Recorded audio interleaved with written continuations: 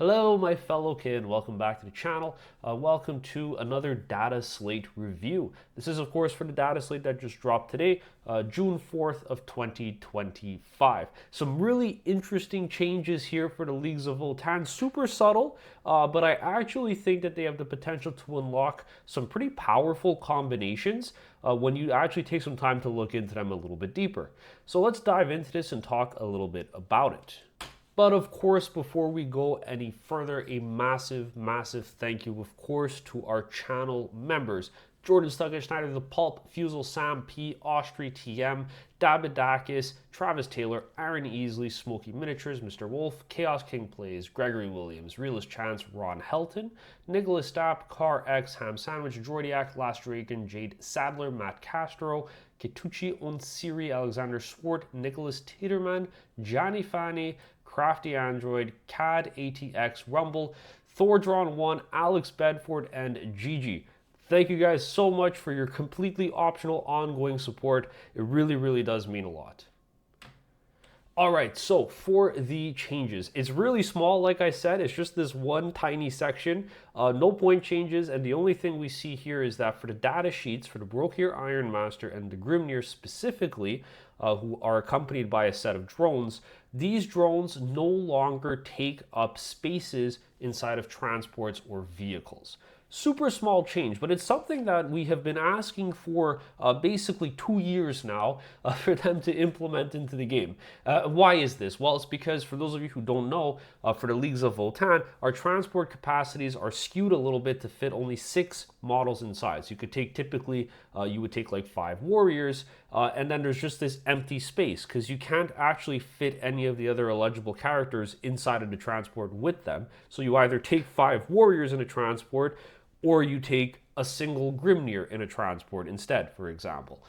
So now we don't have to really worry about this. Of course, you could have taken a Cal, but you're not going to really run a Cal, and you're especially not going to run a Cal alongside warriors. So this was always really awkward and weird, because even for things like a Hecaton Land Fortress, if you wanted to bring 3 Thunderkin inside who take up 3 seats each, you didn't have any room to attach the Ironmaster inside either, because he theoretically is a squad of 5 with his bodyguard units, the drones, which made it really awkward and annoying because you had to sacrifice. There were always an odd number of empty seats in the vehicle. It just didn't really feel good. Now that change has finally come and passed, and we have a new clarification that finally the drones take up 0 seats on a vehicle and in a transport as well. This is pretty cool, and I'll explain why in just a moment here. This, I think, in my opinion, unlocks 2 to 3 potential combinations. Of course, the first one, the real one, is that now suddenly you could fit 2 things inside of a vehicle. That's pretty good. I think that's significant, to be honest with you.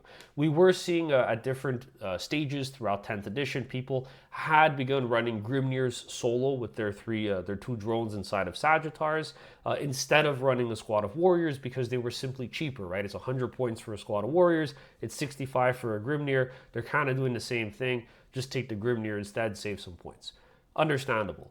But now you could do both. You could theoretically have a Sagittar that's filled with a squad of 5 warriors and that also has a separate Grimnyr inside, or a separate Ironmaster, for example. And what this allows you to do is essentially have even more things inside of your vehicle for primary holding. And this is really good. And let me give you an example, a real life example as to why that might be, right? You drive a Sagittar out onto an objective.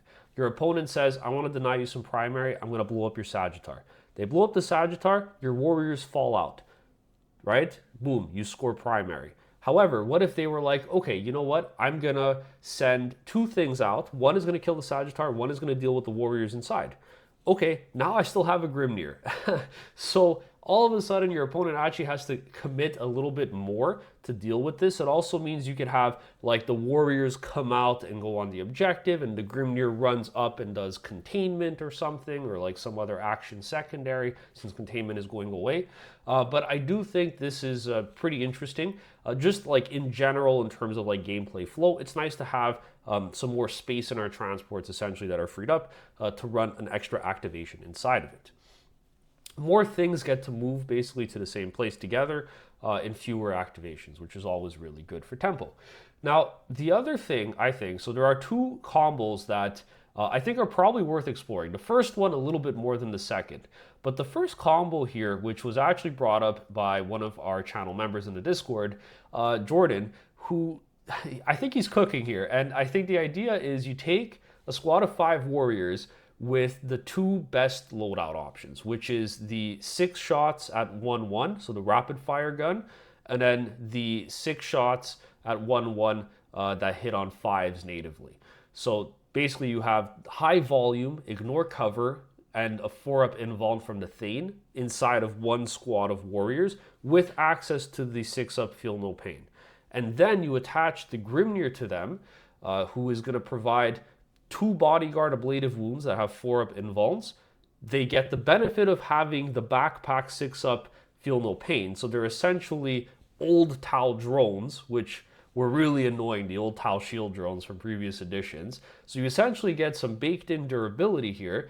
And then on top of that, the Grimnyr himself gets to actually benefit from ignore cover, and can do his hazardous move, and the 6 shots that he pumps out are actually going to be a little bit more impactful because your opponent has no way of ignoring any of the AP modifier on it unless they pop like Armor or Contempt or something.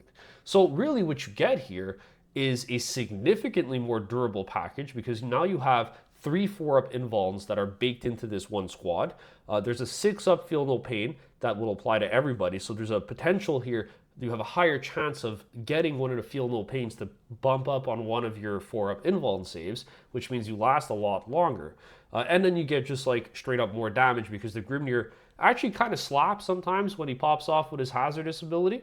I gotta pull it up. I was looking at it this morning because I haven't actually ran the Grimnyr for all of 10th edition. And now for once, for the first time in 2 years, it's like I took him off my shelf and I'm like, oh my god, this guy's so cool. Like, I absolutely wish I could have played this guy. And he was full of dust. And it's like, it's crazy to me. And now finally, I don't know if this combo is going to be great, but finally we have the opportunity to get this guy on the table and actually do something cool and meaningful. Of course, he also increases the toughness of the warriors. So they go from toughness 5 to toughness 6, which, again, pretty cool. We were never able to do this before because he didn't fit in a transport, and you're not going to walk 5 warriors up on the table. Actually, technically a squad of 10, because if they don't split inside the Sagittar, they're going to be squads of 10. So you were never going to do that previously, but now we have the opportunity to actually try a new combo out, a new configuration, 2 years into an index detachment that hasn't really had any meaningful changes since. So I think this is really exciting. It gives us something new to play with, something new to get excited about. So anyway, here's the Grimnyr's weapons, all right? He's got Ancestral Wrath. So if he does the basic one, it's 3 attacks on 2s, strength 6, minus 2 d3 damage. But if he does the hazardous one, then it's 6 attacks, so double the attacks, hitting on 2s, strength 6, minus 2 AP, d3 damage. So minus 2 AP, ignore cover, 6 attacks from him. You have 6 attacks at 1-1 from the high-las rapid fire gun.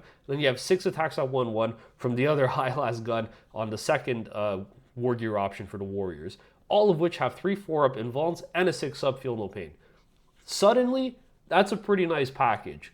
I think I could definitely see this as like a trading piece on the center objective, or if you want to put this on your expansion, or if you want to force your opponent to have to commit something a little bit bigger to actually take you off of primary with this one unit. Do I think it's crazy busted? No, absolutely not. But I think it's something new, and that's always very exciting for an army, especially that hasn't had any meaningful changes for 2 years, essentially. Okay, the second combo, a lot shorter here. This is what I think is a little bit less exciting, but still something that's theoretically interesting. This combo here involves taking 3 Thunderkin inside of a land fortress and attaching the Iron Master to them.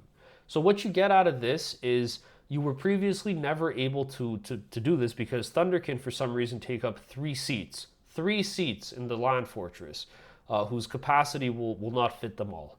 So you essentially get 3 Thunderkin with an Iron Master attached, so they benefit from the native +1 to their hit or BS. I don't recall. Haven't really run Thunderkin all of the edition either. But again, maybe there's an opportunity to do so now. So these guys get to basically ignore the need to have judgment tokens, right? Because the Iron Master will provide them with that buff. The Iron Master also has a very similar gun to what the conversion, the Blast Beamer is for the Thunderkin, the main loadout you're going to be running, the Grav Gun. So you essentially get 4 of these Grav Guns. They're going to not be as token reliant because the Iron Master's there. You get some ablative wounds, of course, through his other drones that are with him. He could heal some of his units as well. And what's really cool is that when they get out of the land fort and the land fort shoots, they benefit from the reroll wound rolls, which is pretty nice, honestly. Like, this is something else that I think is going to be worth exploring, because previously it's like, oh, I'm going to take 3 Thunderkin inside of a land fortress. They're going to get out. I'm going to get overwatched. I'm going to lose one of them. And then there's only 2 guys left. They won't be able to kill anything. Well, now suddenly you get some ablative wounds. You could heal them. You could repair. You could move a denser package, a more threatening package, across the table more reliably. And I think that's what's really nice. I know there were a couple lists going around that we saw recently that had just squads of 3 Thunderkin with an Iron Master attached. Hey, look at that. Now you can put them all inside of a land fortress. Pretty cool. But I am really excited to try out Combo 1. Finally get this guy on the table. I have a second one. I realized this morning I have a second Grimnyr who's still on sprue inside of my Christmas Battle Force box. I just never built them because they were useless. But now suddenly, this guy might actually see some play on the table, which is really cool. I'm excited to try that out. Alright guys, so that's all I got for you today. Pretty short video. Just wanted to kind of touch upon some of these smaller nuanced changes that we saw, quality of life improvement, but one that actually surprisingly might have a significant impact on list building and design. I think honestly we could probably run one of these. I'm going to try running 2. I'm going to see how it goes. I think it's still a bit expensive. You'll probably drop an E-Champ and take the Grimnyr instead and attach him to a squad of warriors. You get 1 fewer activations, of course, but you get one that's more meaningful. He also turns off Battle Shock, which is kind of nice for an army that has Leadership 7. So I think there's something here, probably worth trying it out and testing. So I look forward to learning a little bit more about this as I play it, and of course, hearing from you guys in the comments what you think about these changes. Thanks so much for watching, and I'll catch you all in the next one.